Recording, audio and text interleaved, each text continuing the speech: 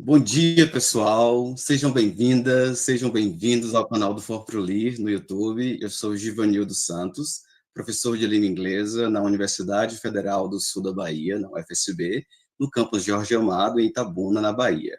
E integro o programa de extensão Formação de Professoras e Professores de Línguas, o For4Li. Eu gostaria de dar boas-vindas a todo mundo. Esse é o nosso terceiro encontro do projeto Let's Talk About Emotions, Talks with Experts, que é uma ação conjunta desenvolvida pelo Grupo de Pesquisa em Linguística Aplicada, Emoções na Formação de Professores e Professoras de Línguas, GPLA, da Universidade Federal de Viçosa, liderado pela professora, que está aqui presente, a querida Ana Maria Ferreira Barcelos, e pelo programa de extensão For4Li, da Universidade Federal do Sul da Bahia, liderado pela professora Suelen, e pelo Grupo de Pesquisa Linguagem, Ensino e Trabalho, LET, da Universidade do Estado do Rio de Janeiro, a UERJ, liderado pela professora, que também está presente, a queridíssima Gisele da Silva Colombo Gomes. Bem, saudações também à professora, mais uma vez, Ana Maria Barcelos, a Gisele Colombo, a Sueli Martins, ao professor Renato Peruso, que também faz parte da equipe, aos nossos queridos voluntários, né, Jamile Nascimento, Felipe Nunes, bem como a todo mundo que está aqui participando, né, conosco na sala virtual e que nos acompanha pelo YouTube, pelo nosso canal no YouTube. Gostaria também de dar boas-vindas e agradecer muitíssimo ao professor Rodolfo.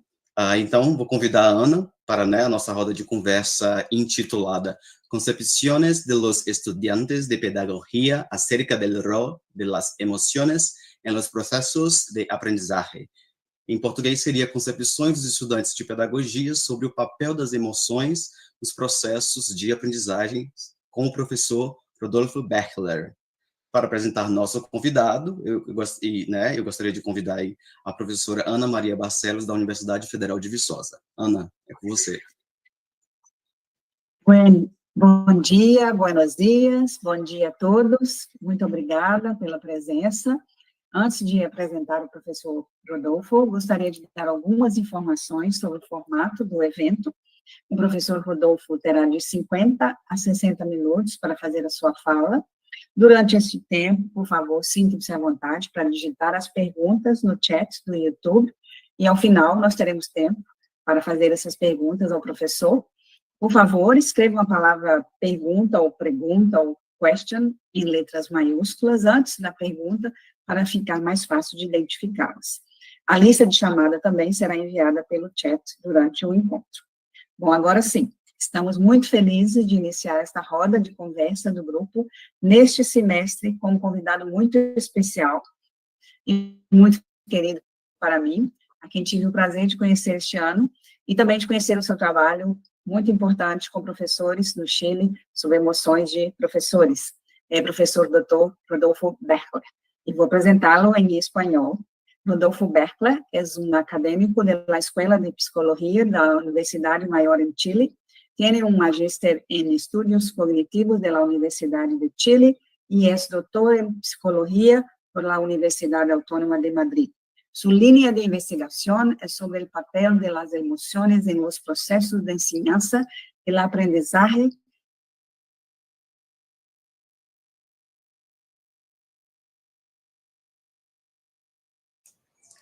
Acredito que a Ana teve uma falha na conexão. A gente pede para vocês aguardarem um pouquinho, que certamente ela já vai retornar.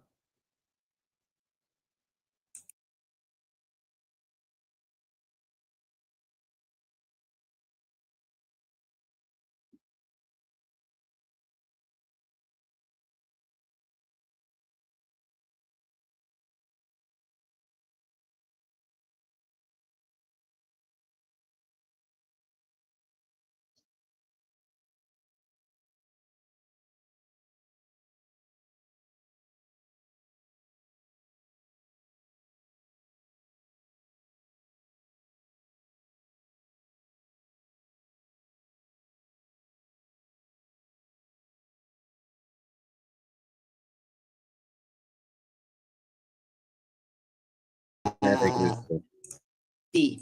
Uhum. A lista de Disculpe, llamada também será enviada. Ah, entonces, disculpe, mi conexión no está buena hoy. ¿Abro todo de nuevo? ¿Sí? sí. Sim. Ok, espero que esté bueno. Bueno, entonces el professor Rodolfo terá de 50 a 60 minutos para fazer a sua fala. Durante esse tempo, sintam-se à vontade para digitar as perguntas no chat, que ao final teremos tempo para essas perguntas. Escrevam a palavra pergunta ou question em letras maiúsculas antes da pergunta, para ficar mais fácil de identificá-las. E a lista de chamada também será enviada pelo chat durante o encontro. Bueno, estamos muito felizes de iniciar esta roda de conversa do grupo, dos nossos grupos de estudo, este semestre, com um convidado muito especial e muito querido para mim, quem tive o prazer de conhecer este ano, e o seu trabalho é importantíssimo com professores de pedagogia, sobre as emoções desses professores, o professor Dr. Rodolfo Berkler. Vou apresentá-lo em espanhol. Rodolfo Berkler es académico de la Escuela de Psicología de Universidad Mayor en Chile, tiene un magíster en Estudios Cognitivos de la Universidad de Chile y es doctor en Psicología por la Universidad Autónoma de Madrid. Su línea de investigación es sobre el papel de las emociones en los procesos de enseñanza y aprendizaje, y durante los últimos años ha investigado los procesos de formación emocional inicial docente. Bienvenido y muchas gracias. Muy bien. ¿Comienzo entonces? Hola. Sí, por favor. Ok, bien. Bueno, Ana, compañeros, compañeras, muchas gracias por invitarme a realizar esta presentación. Lamento, pido disculpas, no poder hablar en portugués. Lamentablemente no manejo el idioma. Voy a hablar en español, intentando ser lo más claro posible, por lo cual voy a ir lento y voy a reiterar aquellas ideas que sean más complejas. Este estudio es un estudio que lo realicé en el contexto de un postdoctorado de la Universidad UDIMA en España, con la profesora María Brígido Mero, y estamos próximos a publicarlo. Bien, es sobre las concepciones, como ya se ha dicho, las concepciones de los estudiantes de pedagogía acerca del papel o el rol de las emociones en los procesos de aprendizaje. Esta presentación tiene 4 partes. Primero voy a exponer algunos fundamentos, algo de teoría que da pie, que fundamenta el estudio.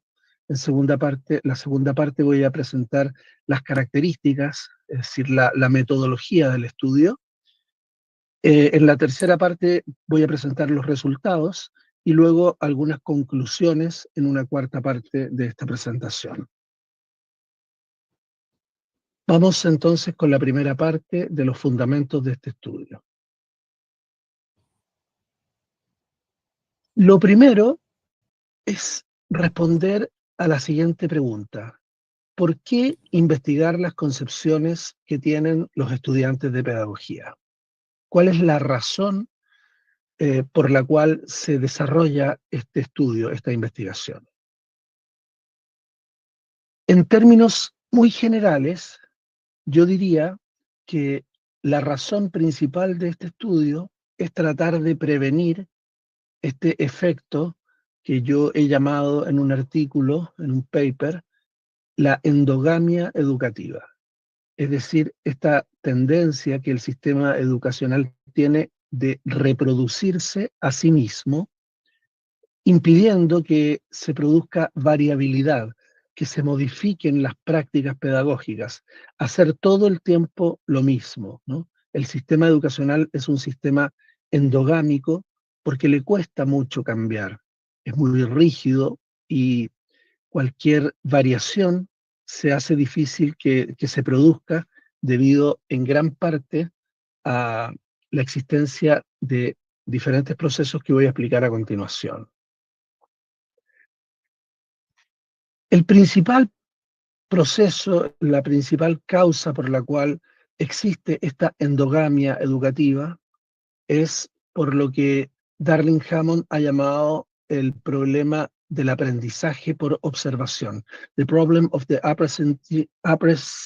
apprenticeship of observation, y the problem of enactment, ¿no? El problema del aprendizaje por observación y el problema de la puesta en marcha.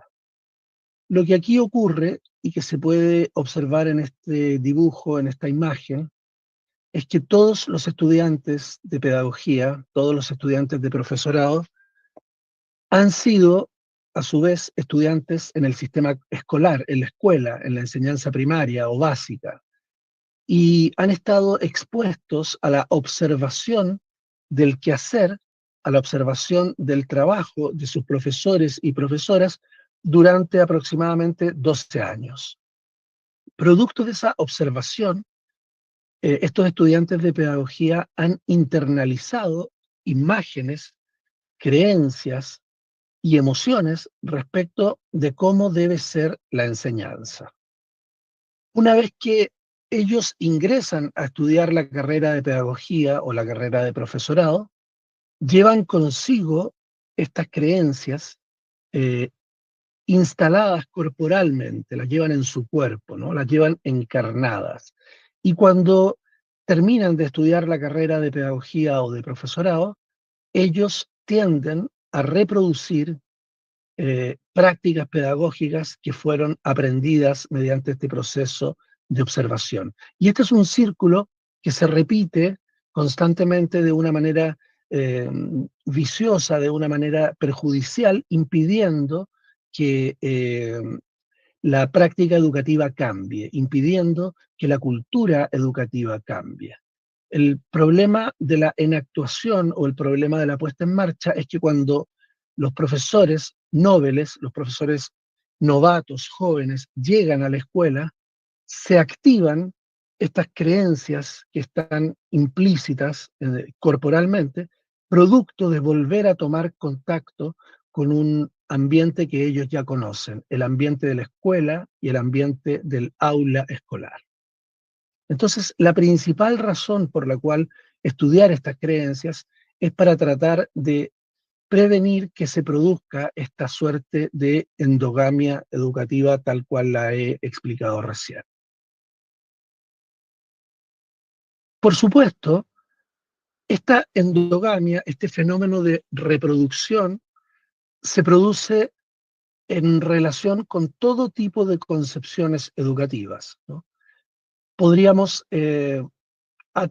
podríamos prestar atención al hecho de que la endogamia dificulta que las escuelas sean más inclusivas. Hay creencias acerca de la inclusión y creencias acerca de la diversidad que hacen que la escuela reproduzca prácticas no inclusivas. De la misma manera, podríamos decir que las creencias sobre el aprendizaje también forman parte de este fenómeno de reproducción endogámica.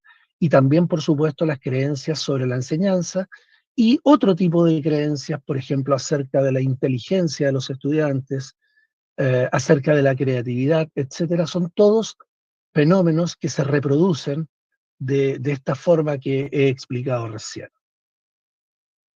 Particularmente, este estudio es acerca de las creencias que tienen los estudiantes de profesorado o pedagogía sobre el papel de las emociones en los procesos educativos. ¿Por qué estudiar específicamente estas concepciones? Bueno, hay diferentes razones por las cuales este tema es relevante. Primero, es relevante porque afecta la convivencia escolar. Las creencias que los estudiantes de pedagogía tienen van a significar, acerca del papel de las emociones en los procesos educativos, va a significar que expresen, que desarrollen determinadas prácticas relativas a la convivencia escolar. De la misma manera, estas creencias son determinantes para contribuir o para interferir con la salud mental de los estudiantes y también con la propia salud mental de los docentes.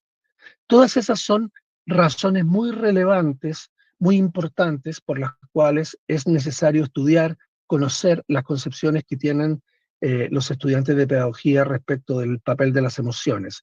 Sin embargo, la razón que a mí me parece más importante y que es el principal fundamento de este estudio es porque yo sostengo que la enseñanza es un proceso emocional. La enseñanza no es un proceso cognitivo en el sentido tradicional del término, sino que es un proceso que involucra de manera muy importante una dimensión emocional. Y me voy a referir a esto a continuación. ¿Qué papel juegan las emociones en la enseñanza? ¿Cómo poder analizar la dimensión emocional de la enseñanza? Para referirme a este tema, traje un problema que planteó hace varias décadas ya un investigador chileno que probablemente ustedes conozcan, que se llama Francisco Varela, se llamaba porque él ya murió, ya ha fallecido. Francisco Varela trabajó con Humberto Maturana y muy probablemente ustedes hayan escuchado hablar de Humberto Maturana y su teoría acerca del conocimiento. Francisco Varela colaboró con Maturana y planteó el siguiente dilema para analizar cómo es que los seres humanos conocemos, cómo es que los seres humanos pensamos el mundo. Este es el problema de los estudios de geometría de este ave, este pájaro, que se llama martín pescador, que no sé si existe en Brasil, supongo que sí, pero es un ave, es un pájaro que captura peces en el agua con una habilidad, con una capacidad muy impresionante. Para entender lo que tiene que hacer el ave, el pájaro martín pescador, les voy a mostrar un extracto de un video que lamentablemente no podemos escucharlo, pero yo lo voy a explicar.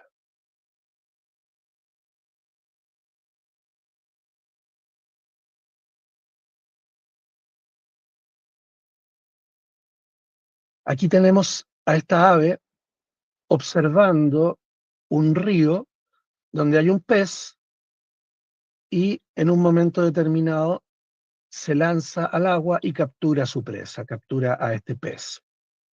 El problema que hay aquí es que cuando Martín Pescador observa a su presa, al pez que quiere capturar en el agua, tiene que enfrentarse a la dificultad de la refracción que se produce al momento de observar lo que está debajo del agua, ¿no? Este problema de la refracción se puede ver también cuando colocamos un lápiz, cuando colocamos un bolígrafo en un vaso, como lo va a mostrar la investigadora.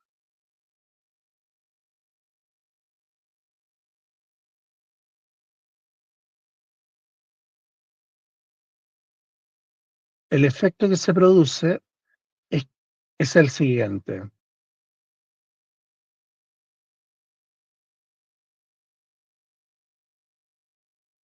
Este es el problema que enfrenta Martín Pescador, ¿no? Martín Pescador tiene que capturar a un pez que está debajo del agua y él lo ve en una posición, en un lugar en el cual el pez no se encuentra realmente debido al problema de la refracción.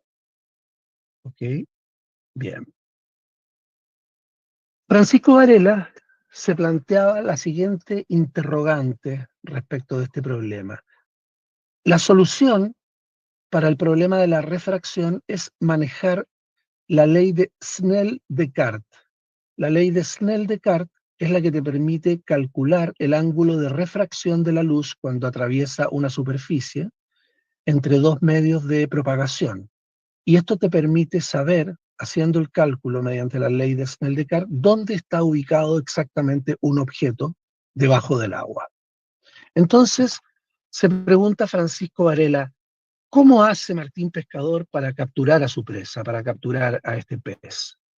Y la respuesta evidente es que Martín Pescador no conoce la ley de Snell-Descartes, ¿no? Es evidente que este ave, que este pájaro, hace otra cosa para capturar a su presa, ¿no? Muy probablemente lo que él tiene es un conocimiento corporal, unas ciertas sensaciones experimentadas corporalmente que le indican cuándo lanzarse al agua, cuándo introducirse en el agua para capturar a su presa. Lo sabe, pero lo sabe de una manera no explícita, de una manera no teórica, de una manera no cognitiva en el sentido tradicional del término, sino que lo sabe más bien de una forma corporal o emocional. Pensemos ahora cómo hacen los maestros, las maestras, profesores, profesoras para tomar decisiones en el aula. Si no hemos reflexionado suficientemente sobre este problema, alguien no experto pudiera pensar que las profesoras o profesores toman decisiones de una manera cognitiva en el sentido tradicional del término, es decir, manejando una teoría, unos ciertos conocimientos que la llevan a saber qué hacer en cada momento del proceso educativo. He puesto ahí un Excel, como si la profesora tuviera un documento en la cabeza mediante el cual al cual poder acudir para tomar decisiones. Es evidente que esta no es la manera bajo la cual funciona el proceso de enseñanza y aprendizaje.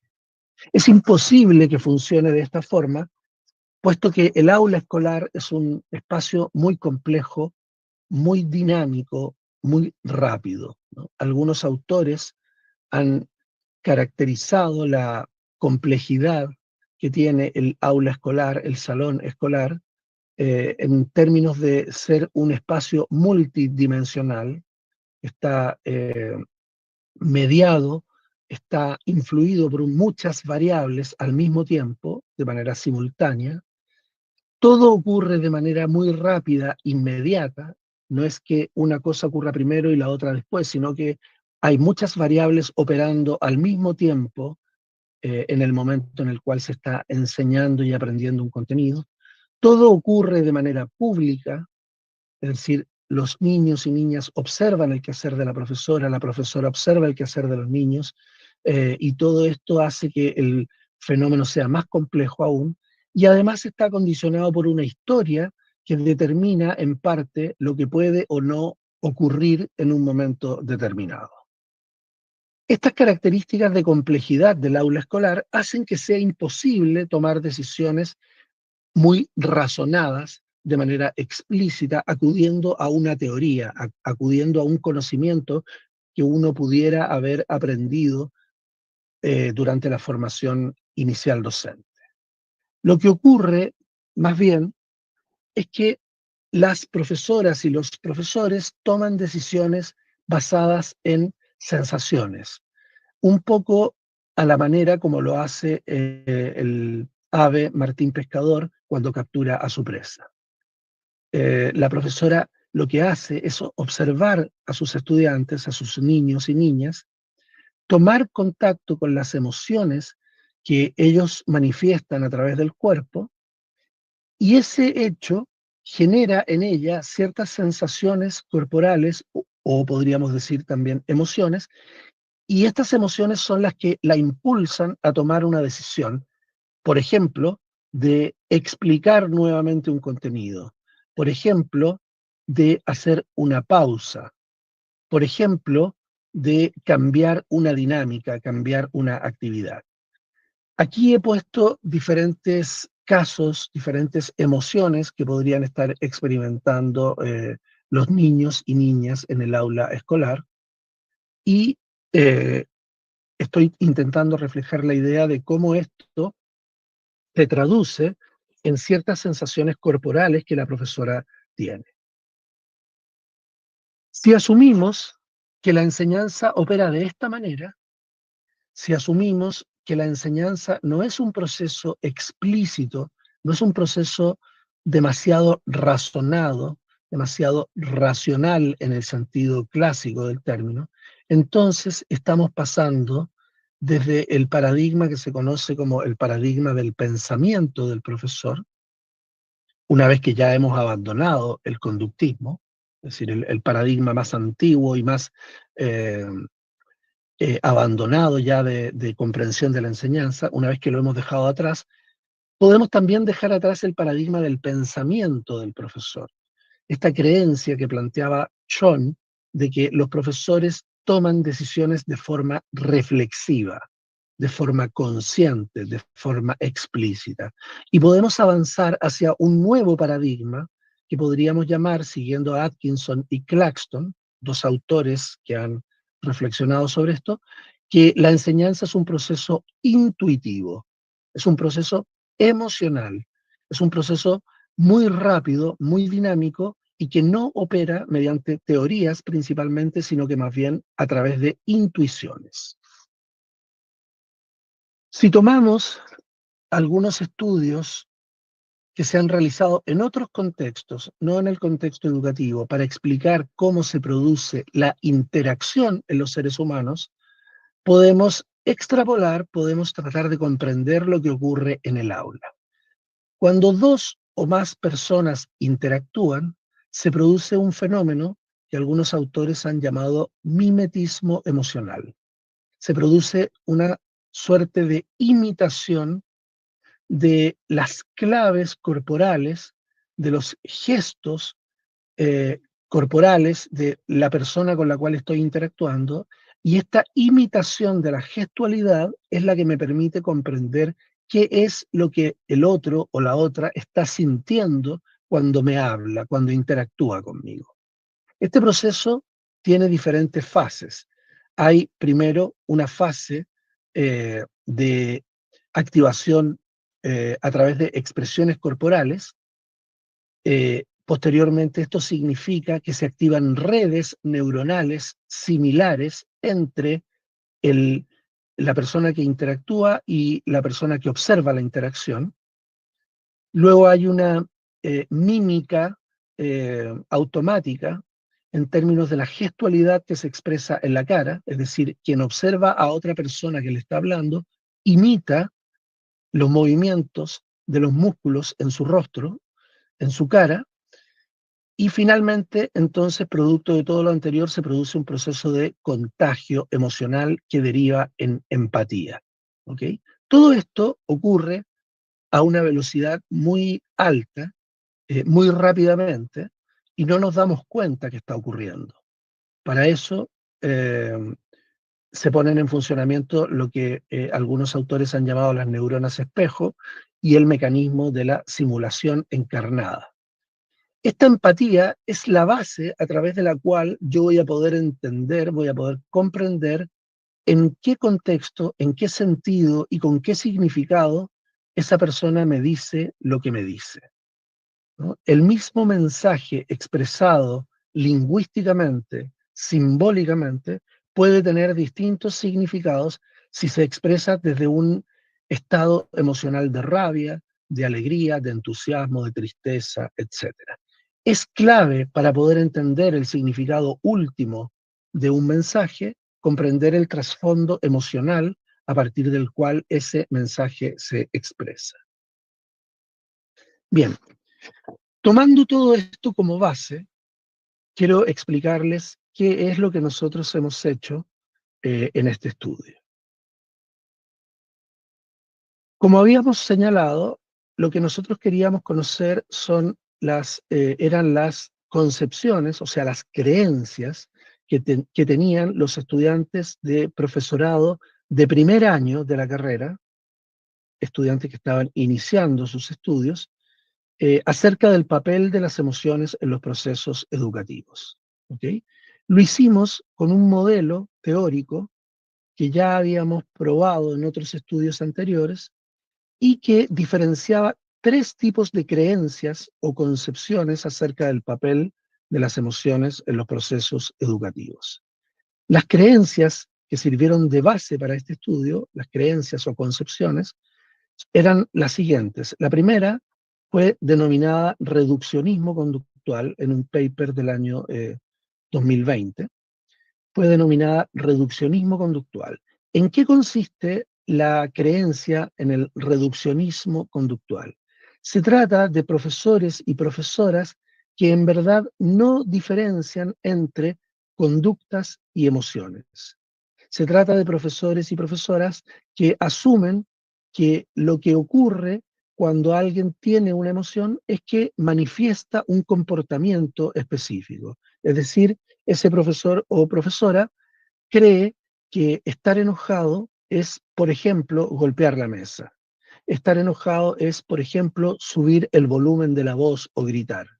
De la misma manera que tener tristeza es un fenómeno básicamente conductual. En este caso podría ser que tener tristeza sea entendido como llorar o bajar el volumen de la voz. ¿Ok?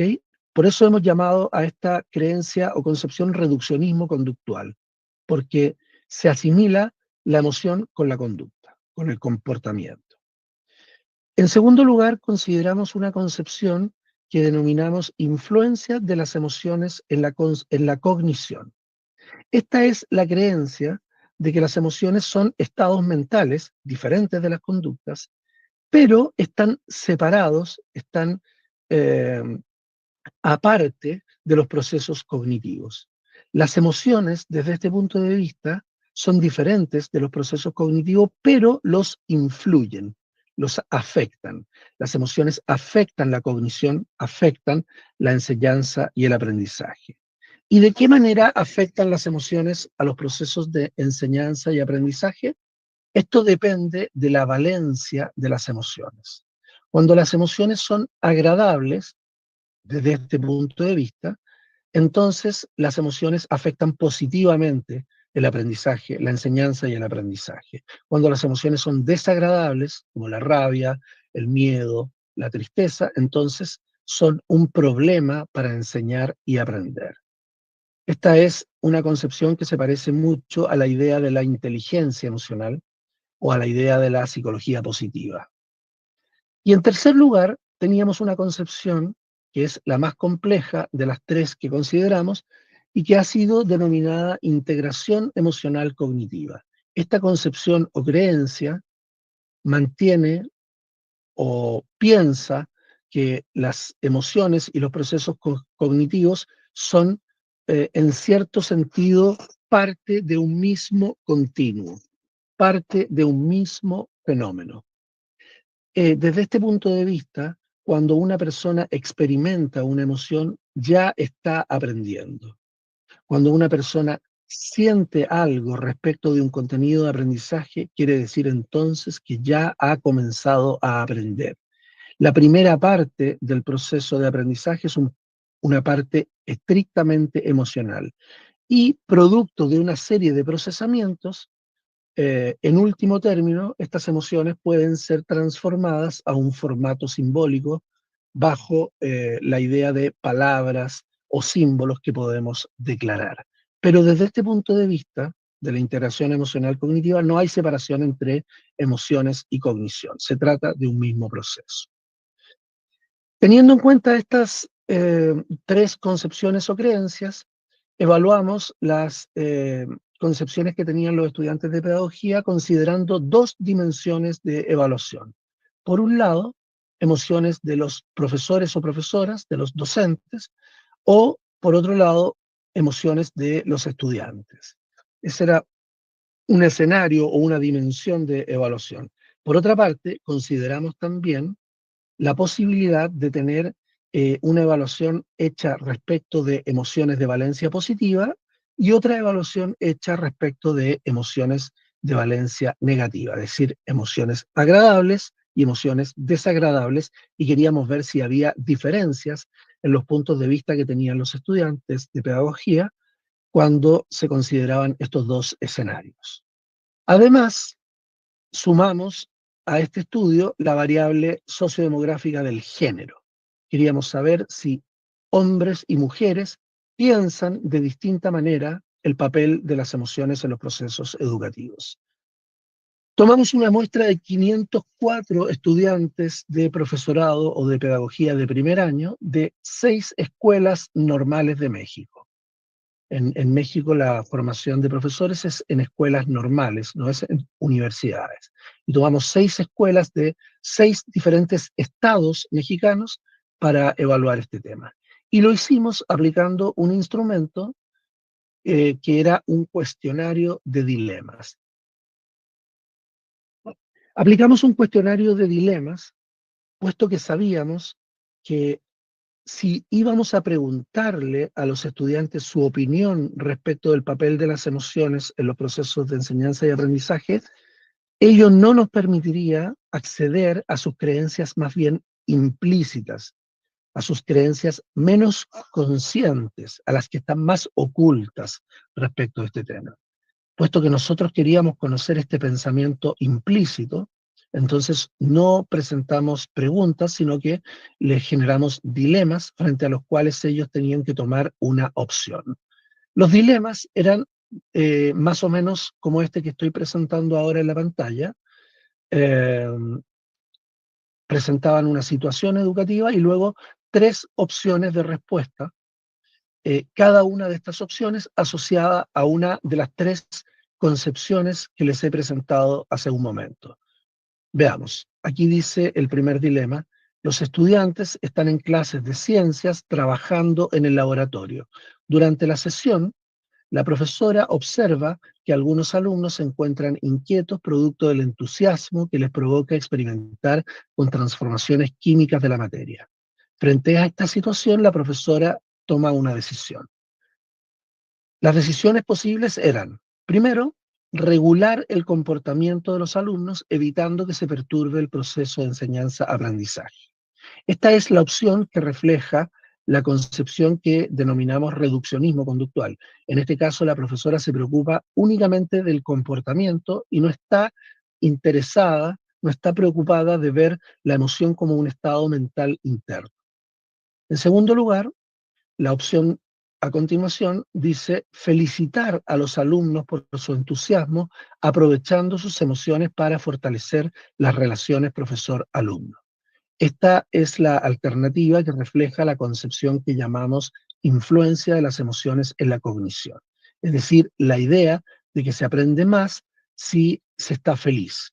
Por lo tanto, ella trata de fortalecer este entusiasmo para que el aprendizaje se vea beneficiado producto de este estado emocional. Y en tercer lugar, tenemos la alternativa correspondiente a la integración emocional cognitiva, donde no hay distinción entre emociones y procesos cognitivos, donde no hay diferencia entre emoción y procesos de enseñanza-aprendizaje. Entonces, en este caso, la profesora decide aprovechar el entusiasmo para tratar algunos aspectos referidos a la experimentación en ciencias, a pesar de que se quite algo de tiempo al desarrollo de otros contenidos. Hemos puesto en rojo esta opción porque refleja una maniobra, una estrategia que hemos llamado de profundización emocional. Es decir, se aprovecha la emoción positiva, la emoción agradable, para ir más allá de lo que estaba planificado originalmente en el diseño de la actividad de aprendizaje. Otro dilema diferente presenta una opción distinta. Se trata de un dilema en el cual ocurre lo siguiente. María, dice, es una alumna que se encuentra en riesgo de no alcanzar la nota mínima para aprobar la asignatura de inglés, producto de no estar estudiando lo suficiente. No obstante, sin embargo, en la evaluación realizada esta semana, María ha mejorado levemente su calificación, por lo que ahora se siente feliz y confiada en sus posibilidades de superar la asignatura. Ante esta situación, la profesora, la docente a cargo, toma alguna de las 3 opciones. Entonces tenemos las mismas 3 opciones con las 3 concepciones que ya les he explicado. En primer lugar, la opción de reduccionismo conductual, donde la profesora decide reforzar el aprendizaje de María entregándole guías con ejercicios adicionales con el objetivo de mejorar sus resultados en las evaluaciones. En segundo lugar, la opción de influencia de las emociones en la cognición, opción bajo la cual la profesora felicita a María por su mejora en la evaluación con el objetivo de estimularla a seguir creyendo en sí misma y aumentar así sus posibilidades de aprobar la asignatura. Y en tercer lugar está la opción de integración emocional cognitiva, pero ahora en una modalidad, con una forma, con un formato distinto. En este caso, la profesora decide señalar a María los errores que ha cometido en la evaluación con el objetivo de que se dé cuenta de que su confianza puede jugarle malas pasadas, aunque esto implique algún grado de disgusto en la alumna, aunque María se moleste producto de esta situación. En este caso, la opción de integración emocional cognitiva la hemos denominado como inhibición emocional, puesto que lo que la profesora hace aquí es ayudar a María a tomar conciencia de los riesgos que tiene su emocionalidad positiva, los riesgos que implica que María se sienta feliz y confiada aun cuando no está aprendiendo lo suficiente. Voy a la tercera parte de mi presentación. Los resultados. ¿Qué encontramos en este estudio? En primer lugar, encontramos que a nivel general, sin entrar en distinciones, sin entrar en especificidades respecto de la valencia de las emociones, sin entrar en distinciones respecto de si eran emociones de estudiantes o de profesores, la mayoría de los participantes en este estudio adhiere a la concepción de influencia de las emociones en la cognición. Las otras dos concepciones, el reduccionismo conductual y la integración emocional cognitiva, son rechazadas, tienen puntajes negativos. Como se puede observar en este gráfico, están desde el 0 hacia abajo, son rechazadas por los estudiantes. La única concepción que es aceptada, que se prefiere, que gusta a los estudiantes, es la concepción de la influencia de las emociones en la cognición, aquí en el medio del gráfico. Luego hay rechazo por las otras dos, y el mayor rechazo se produce respecto de la integración emocional cognitiva. El reduccionismo conductual también es rechazado, pero con mucha menor intensidad. Luego, cuando analizamos los resultados en función de si las emociones consideradas en los dilemas eran de estudiantes o de profesores, observamos que en general las concepciones tienden a ser más complejas cuando lo que se considera son las emociones de los docentes. Por ejemplo, el rechazo a reducir las emociones a sus conductas es mucho mayor cuando se tienen en cuenta emociones de docentes. El rechazo es menor cuando se tienen en cuenta las emociones de los estudiantes. Y a su vez, cuando se observan los resultados respecto de la integración emocional cognitiva, vemos que el rechazo es mucho más grande respecto de esta concepción cuando se tienen en cuenta emociones de estudiantes.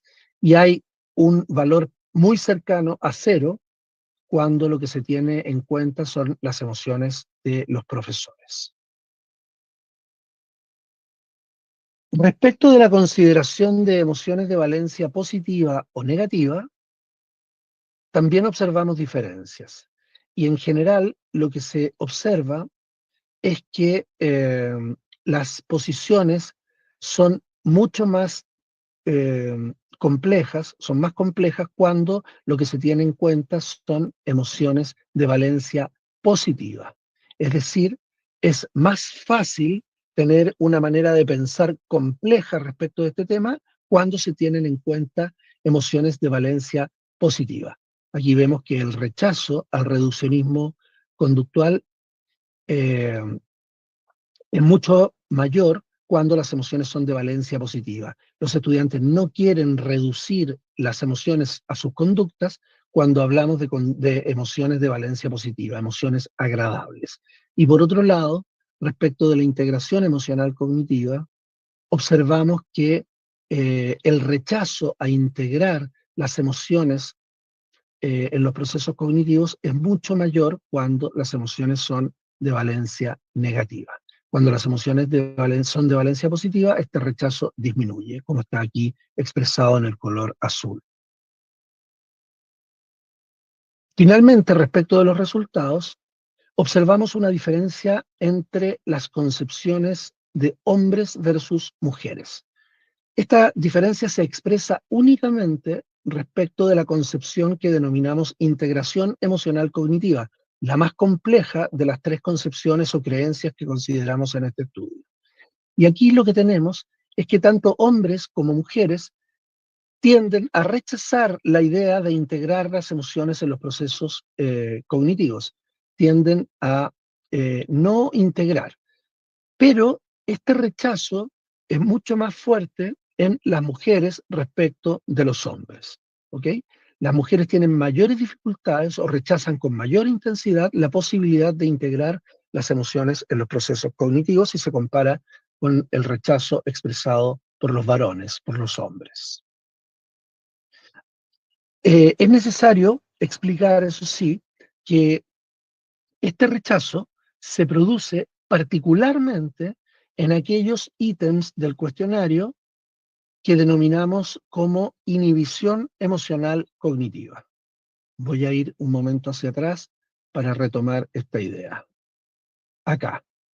Este tipo de ítems, este tipo de dilemas, son los que mayores rechazos provoca en las participantes mujeres en este estudio. La versión que denominamos inhibición emocional.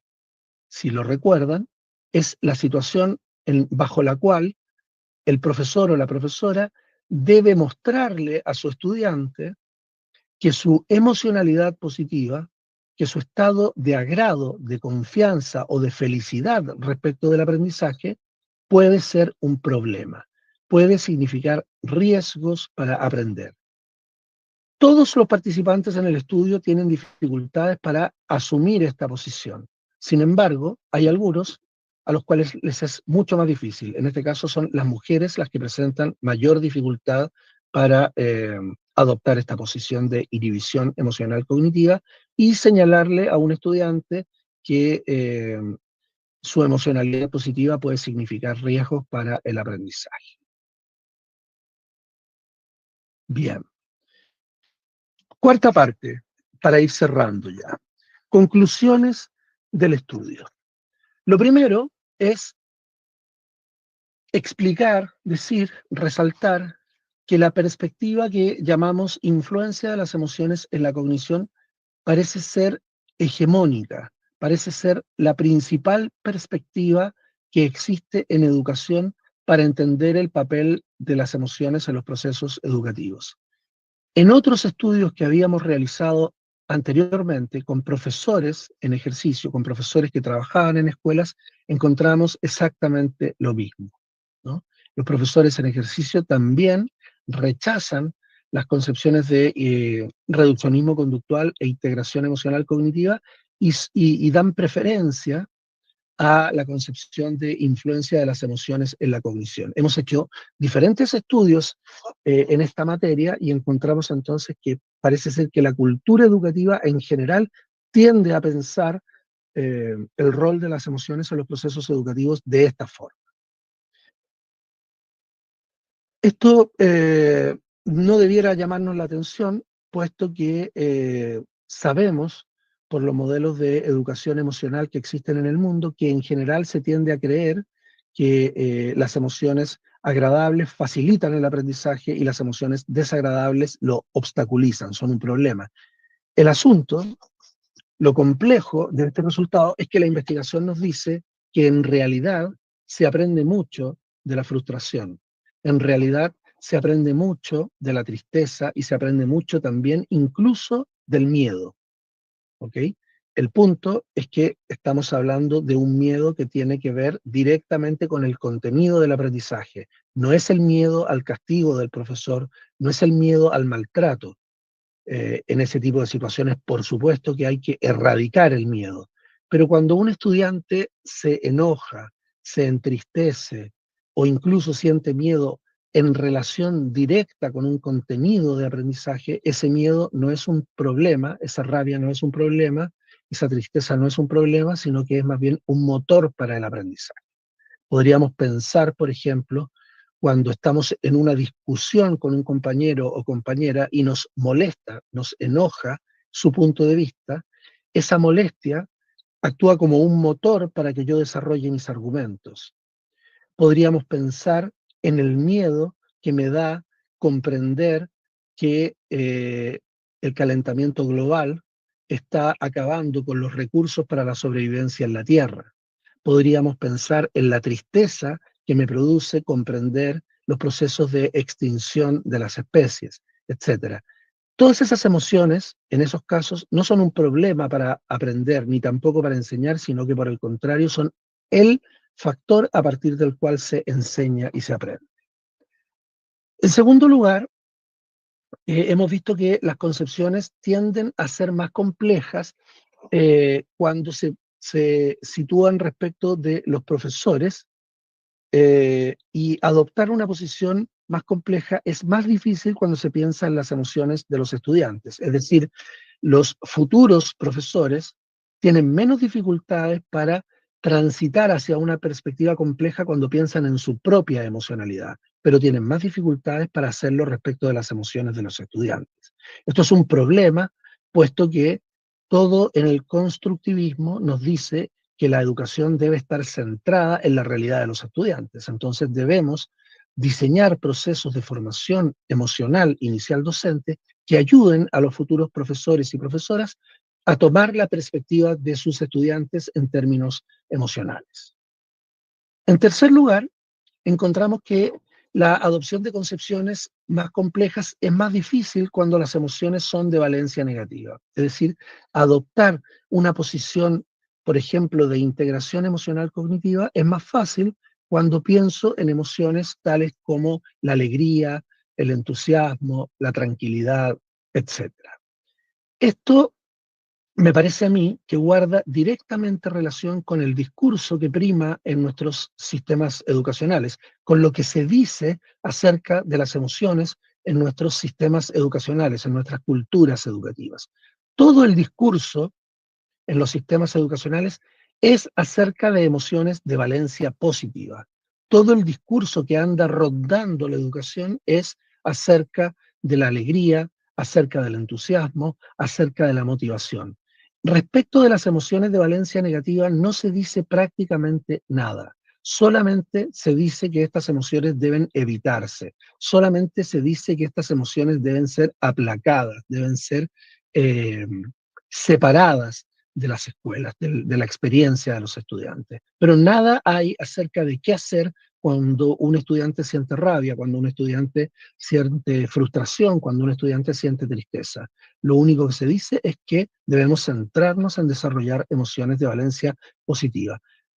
Con lo cual, hasta cierto punto, no es sorprendente que sea difícil aceptar una posición de integración emocional cognitiva cuando las emociones son desagradables.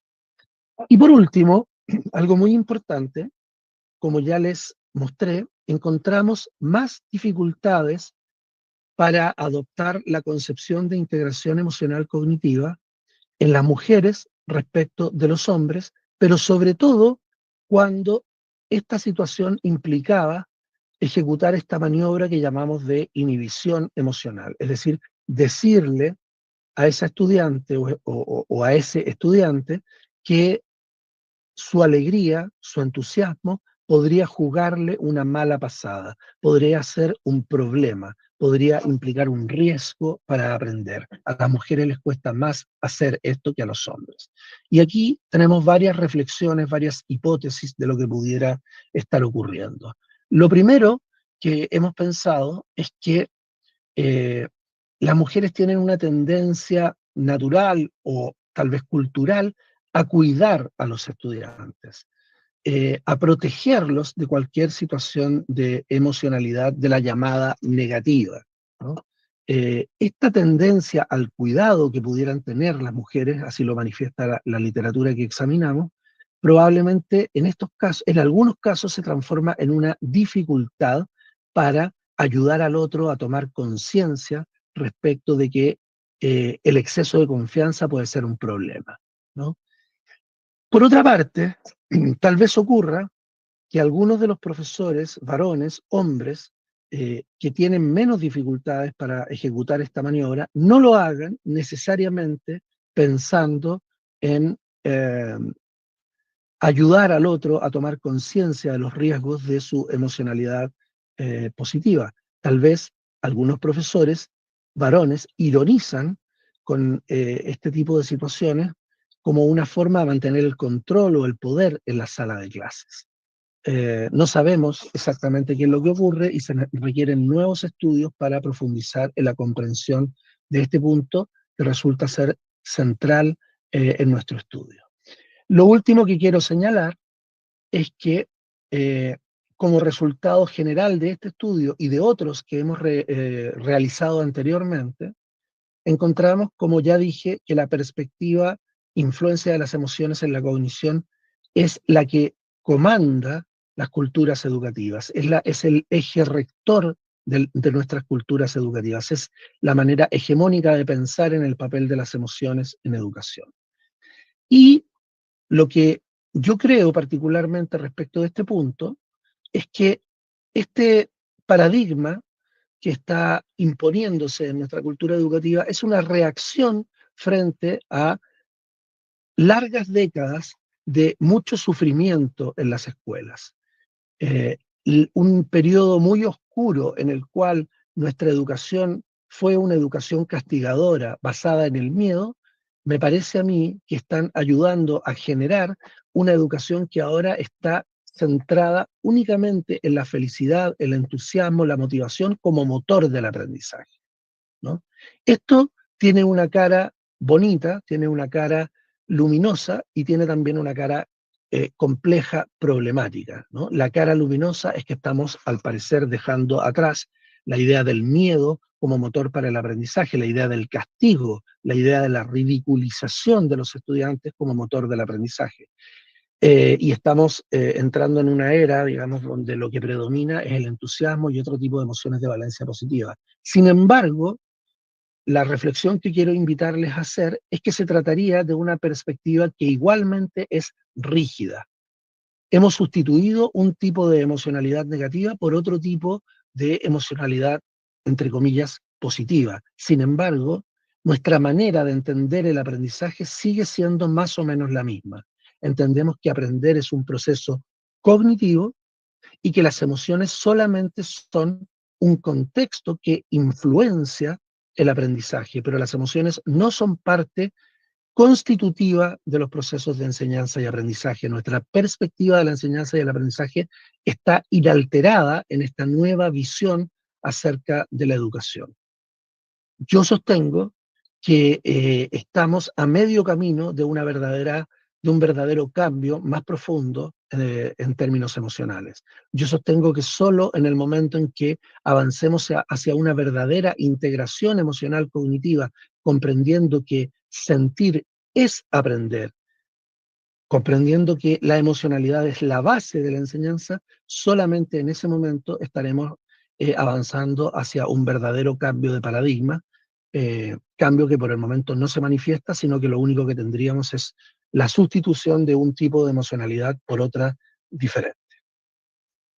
Eso es, me parece que estoy más o menos en los 50 minutos.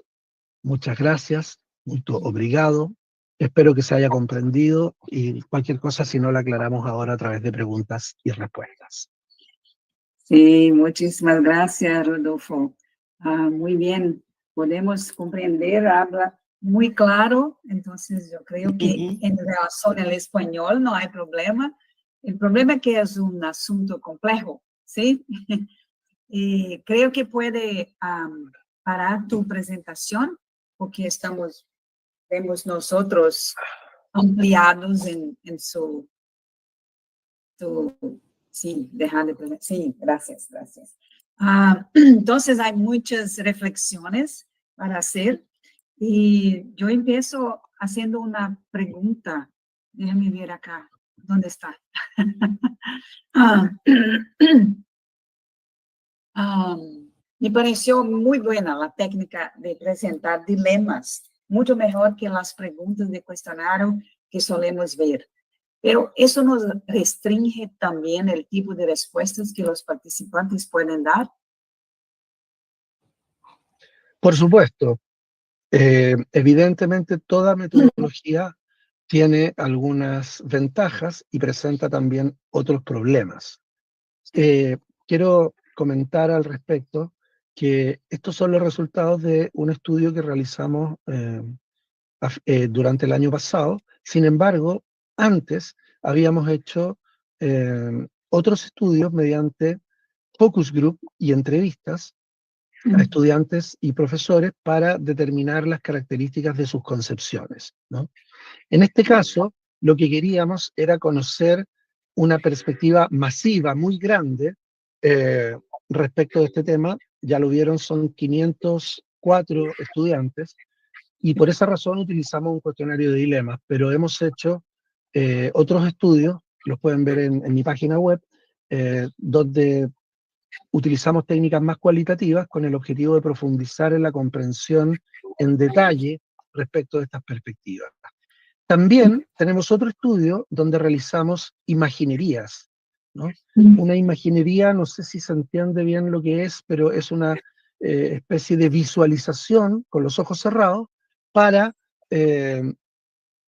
recordar experiencias escolares y luego analizar su relación con las creencias que los estudiantes tienen. Entonces, estamos utilizando diferentes técnicas y bueno, cada una tiene sus ventajas, sus desventajas, pero la idea es tener complementariedad entre los diferentes estudios. Ah, sí, muy bien. Muchas gracias. Sí, yo comprendo. Pienso que es muy interesante las imaginerías y los dilemas también. Pero como dijiste, hay que haber una complementariedad. Muy bien, muchas gracias. Gisa, ¿tienen pregunta? Sí, yo tengo algunas. Su estudio fue longitudinal, ¿verdad? No, este estudio, el estudio grande es no longitudinal, pero sí contempla evaluaciones con estudiantes de primer año y luego también hay estudiantes de quinto año, ¿ya? Pero en este caso yo no he presentado esos datos porque todavía no los tenemos analizados. Sí. ¿Y cuándo el estudio empezó? Este fue un estudio con estudiantes de primer año en el momento en que están iniciando su carrera de pedagogía, de profesorado. ¿Este año, el año El año pasado? pasado, el año pasado, Y, en México. ¿Cuándo terminó? Está terminando ahora con el análisis de los resultados. Acabamos de escribir el artículo y estamos prontos a enviarlo a una revista. Pero la toma de datos finalizó más o menos en septiembre del año pasado. Estoy curiosa porque el hecho que las mujeres tienden a preocuparse más por los demás que los hombres. ¿Piensas que una construcción del patriarcado? Puede ser, claro. Hay estudios que dicen que las mujeres tienden a tener más facilidad para expresar emociones de valencia positiva y por otro lado tienden a interiorizar más las emociones como la tristeza, ¿no?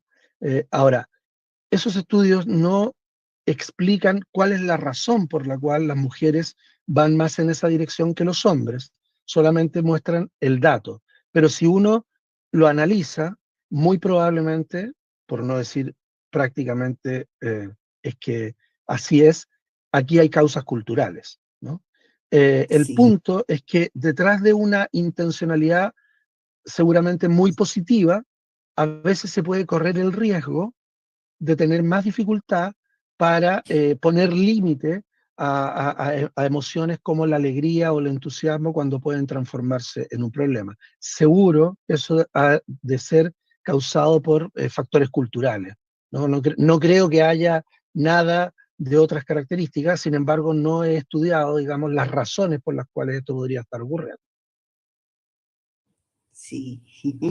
Y una otra cosa, para usted la educación emocional y la alfabetización emocional son la misma cosa. No, yo creo que la alfabetización emocional sería una particular manera de entender la educación emocional. La educación emocional me parece que es un paraguas más grande, ¿no? Donde caben diferentes miradas específicas. En general, yo soy bastante crítico de la idea de la educación emocional porque me parece que se encuentra un poco separada de la cultura educativa, no toma en cuenta como centro los procesos de enseñanza y aprendizaje. Y lo que hemos estado tratando de lograr es generar una posibilidad distinta de entender el papel de las emociones en los procesos educativos, una mirada que provenga de un estudio con los profesores y las profesoras o con los estudiantes de pedagogía, puesto que la mirada de la educación emocional ha venido desde fuera por expertos, ¿no? La educación emocional en sus orígenes no es pensada por educadores, ya conocen la historia, ¿no? Me imagino, sino que más bien son expertos que vienen de otros campos los que de alguna manera imponen una mirada respecto del papel de las emociones en los procesos educativos. Y ahí, bueno, por supuesto, hay herramientas mejores y peores. La idea de desarrollar un léxico emocional es una idea muy potente, ¿no? Porque en la medida que yo tengo palabras para poder conceptualizar mis emociones, las puedo comprender de mejor manera y las puedo gestionar de mejor manera, ¿no? Mi problema no es con la técnica específica, sino que más bien con la idea de una educación emocional como algo aparte de la enseñanza de las matemáticas, como algo aparte de la enseñanza de una segunda lengua, como algo aparte de la enseñanza de la historia, etc. Sí, gracias. Gracias a ti, Giselle. Bueno, no tenemos muchas... sí, hay una pregunta. Bueno, tengo que traducir esta pregunta. Un momento, por favor. Voy a pedir ayuda a la inteligencia artificial. Ok. Bueno, es una pregunta de María do Rosario Roxo. Los dilemas centrados en situaciones de ira y odio, de rabia y odio, pueden ser un camino hacia la comprensión del afecto en el aprendizaje. ¿Sería también una metodología posible? Bueno, en el cuestionario que nosotros diseñamos hay 24 dilemas y la mitad de estos dilemas son con emociones de valencia positiva y la otra mitad son con emociones de valencia negativa. Y dentro de los de valencia negativa tenemos las emociones de vergüenza, rabia, tristeza y asco. Asco también, sí. ¿Se entiende? Asco, repulsión, ¿no? Sí. Así que sí, por supuesto, está considerada la rabia como una emoción que participa de los procesos de enseñanza y aprendizaje. Por ejemplo, cuando, como decía, me molesto porque no estoy de acuerdo con el punto de vista desde el cual se aborda, desde el cual se trata un contenido, una materia en particular, en esos casos la molestia puede ser un importante motor para el aprendizaje. Sí. Sí, verdad. Gracias. Y una otra pregunta que yo quería hacer es que cuando mencionas que los profesores no toman, no sé si comprendí perfectamente, pero no toman decisiones basadas en teorías. Me pregunto cómo se relaciona eso con la propuesta de Sean. ¿Será que no hay ninguna teoría involucrada en nuestras decisiones? ¿O yo no comprendí No. perfectamente lo que dije? No, por supuesto que las teorías son muy importantes. Eh, la idea es que es necesario complementar el paradigma de Sean con el paradigma del profesor intuitivo. No son dos cosas opuestas, sino que son más bien dos dimensiones del proceso de toma de decisiones en el aula.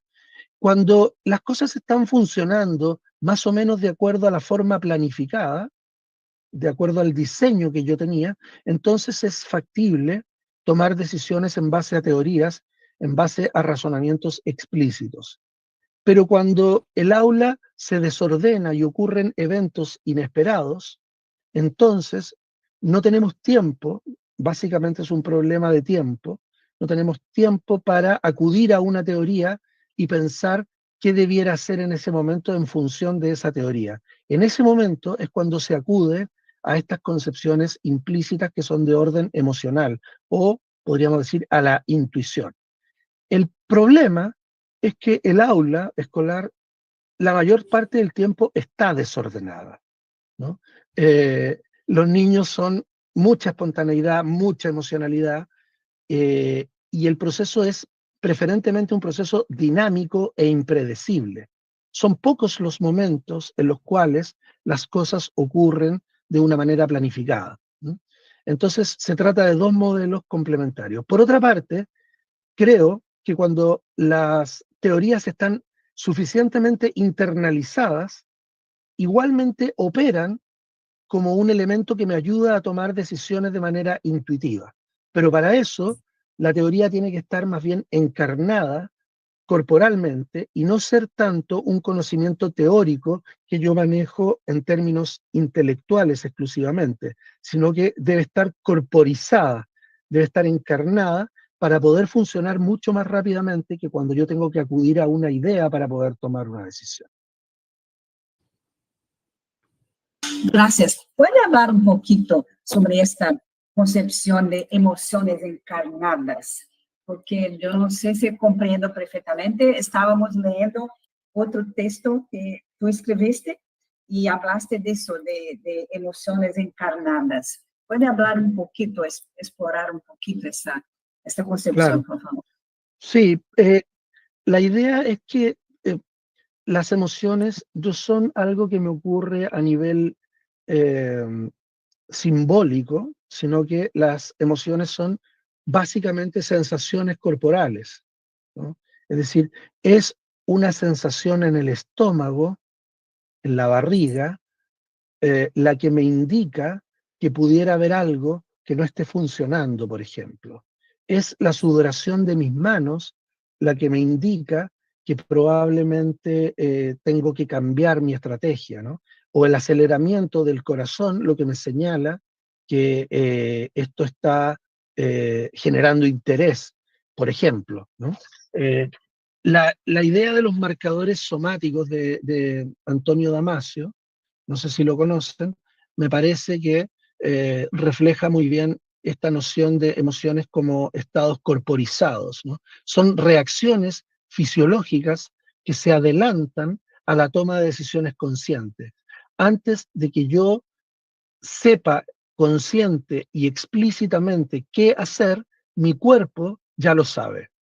Mi cuerpo me lo está indicando a partir de reacciones fisiológicas que se adelantan a la toma de decisiones más racional, consciente o explícita, ¿no? Entonces, en el proceso de enseñar, esto está operando todo el tiempo, ¿no?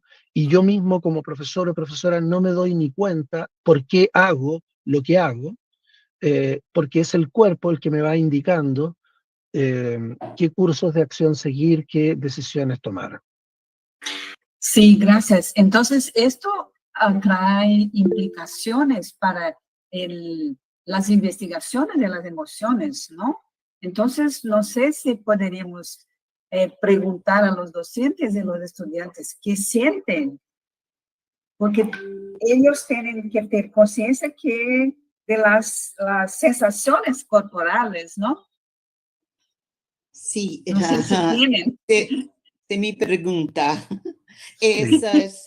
esas emociones encarnadas no son las disposiciones corporales de Maturana?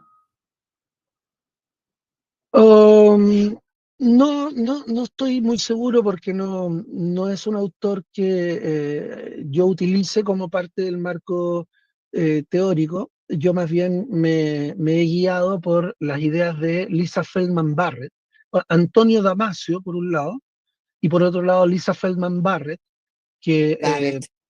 sí, tiene la teoría acerca de las emociones que a mí me parece más interesante eh, dentro de todo lo que hay actualmente, ¿no? Pero entiendo que Maturana comprendía muy bien que el fenómeno emocional es un fenómeno encarnado, ¿no? Él es parte de lo que es uno de los precursores, y sobre todo Francisco Varela, de lo que se llama cognición corporizada, ¿no? Entonces creo que sí debe estar en sintonía, pero no me atrevería a profundizar en ello porque no es un autor que yo esté considerando como base de mi estudio. Sí, comprendo. Gracias. Gracias. Hay una pregunta acá, yo creo que de Anne Palma. Ella dijo, la intuición del profesor no se construye también a partir de sus conocimientos que están incorporados en su práctica. Por supuesto, pero habría que decir que esto depende mucho de la formación que haya recibido ese profesor o profesora.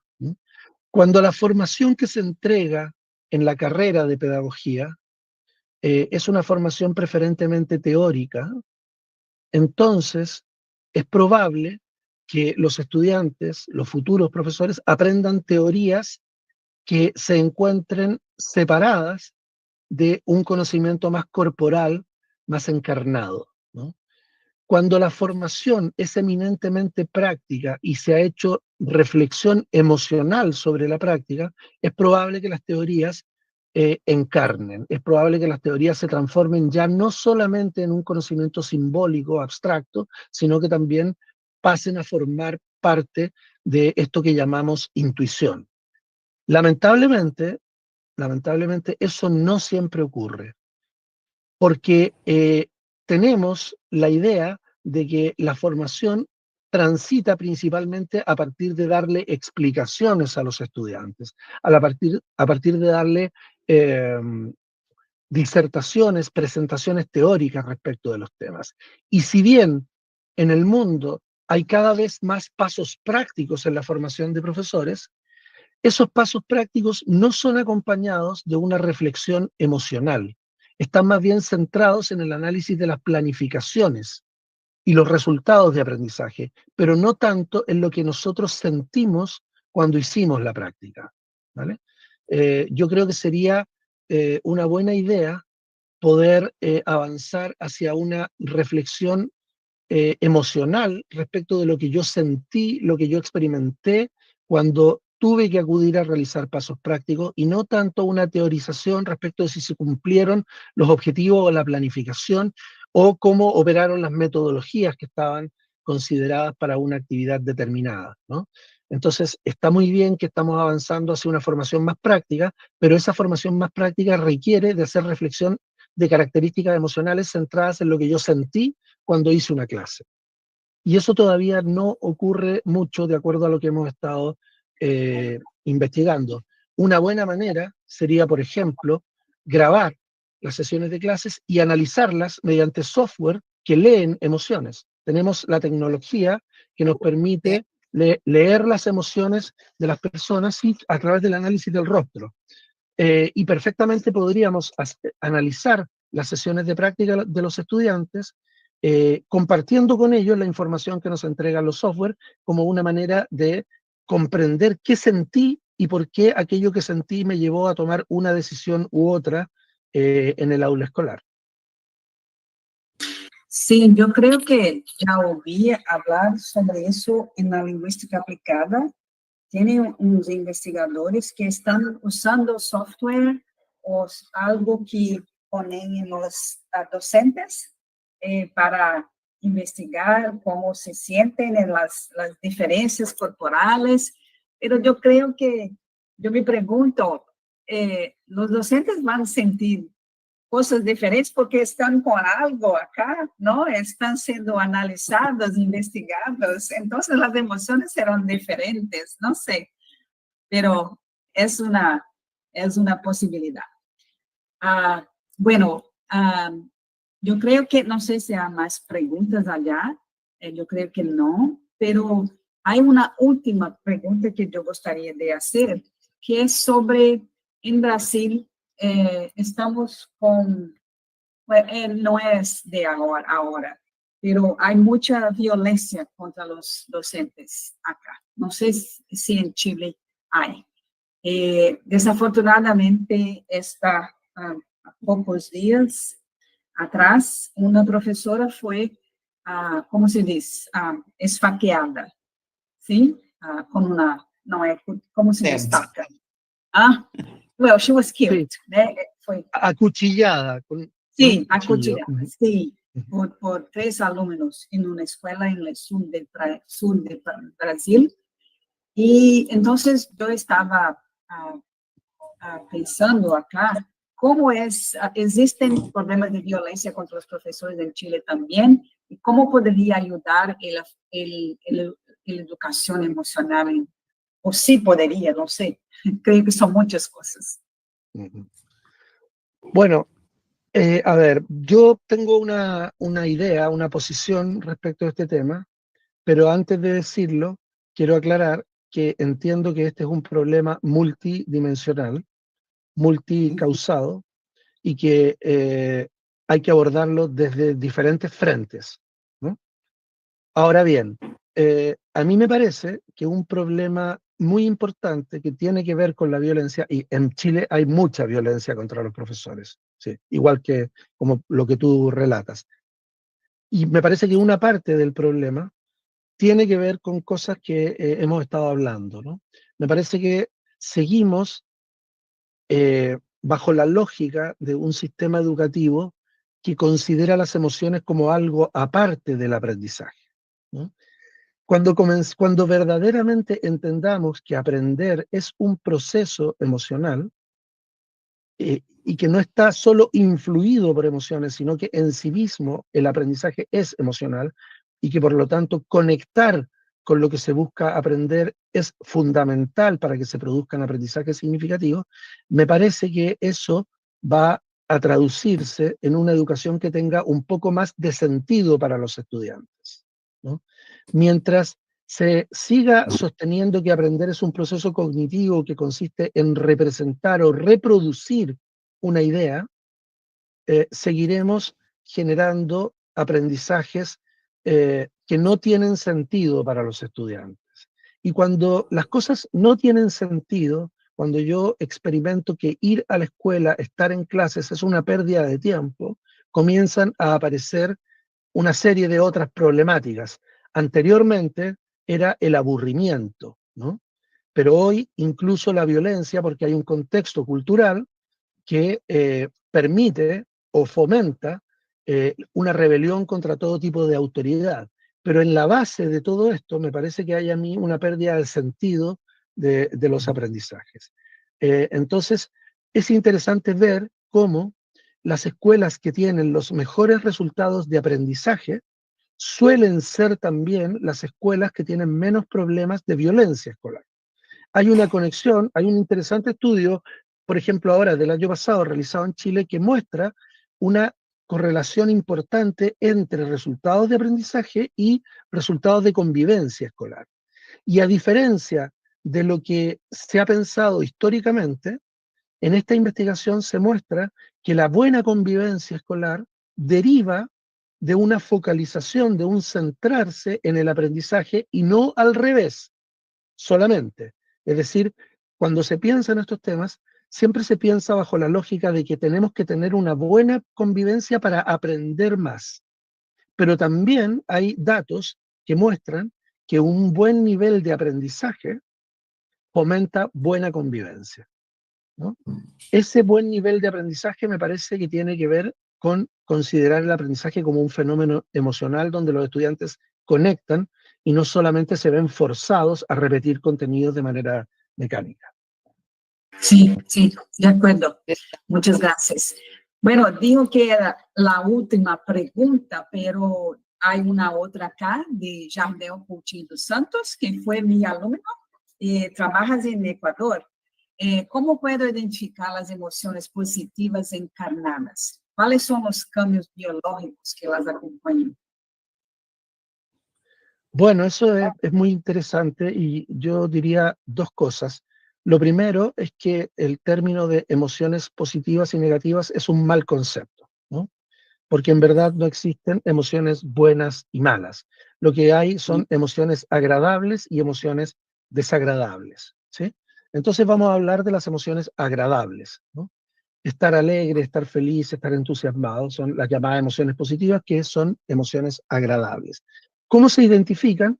De la misma manera que se identifican las emociones desagradables, porque las diferencias en las emociones no residen en el tipo de reacción fisiológica, tanto cuando yo estoy alegre como cuando yo estoy asustado, mi corazón late más fuertemente.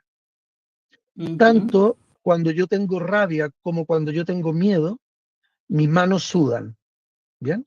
La diferencia entre las emociones como una experiencia agradable o desagradable se sitúa sobre todo en una dimensión cultural.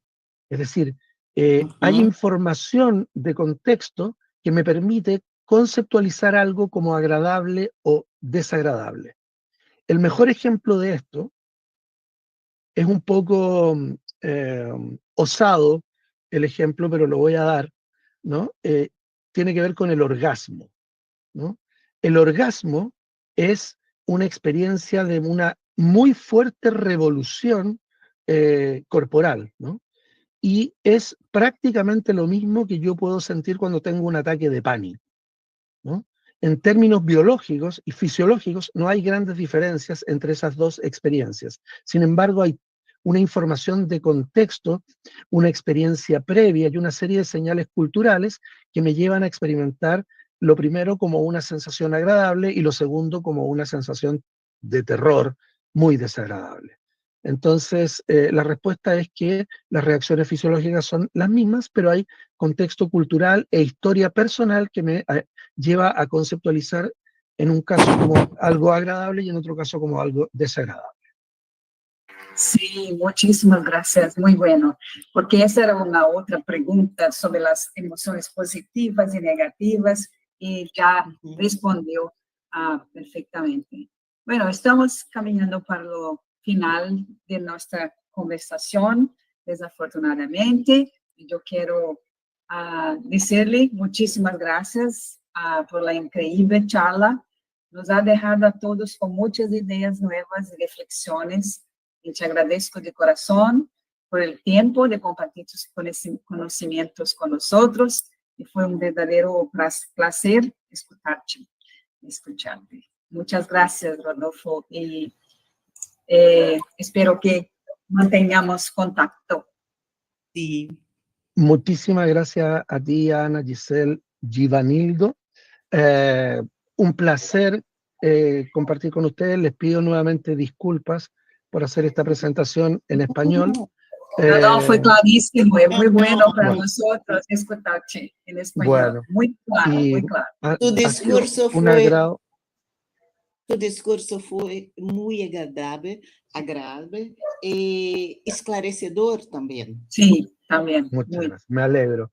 Y estoy encantado de que podamos tener futuras colaboraciones en el futuro. Sí, por favor. Por supuesto.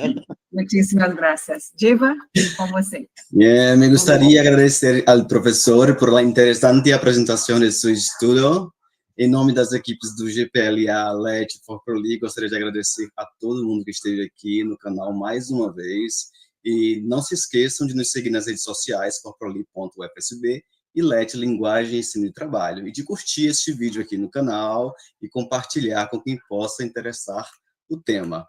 Esperamos vocês aqui, pessoal, né? Novamente, né? No mesmo canal do For4Lead, no mesmo horário, às 9 horas, horário de Brasília, no dia 16 de maio, para conversarmos sobre Moving Emotions Forward, a conversation about emotions in the emotional literacy phase, com o professor Luiz Javier Penton Herrera, da University of Economics and Human Science in Warsaw, na Polônia.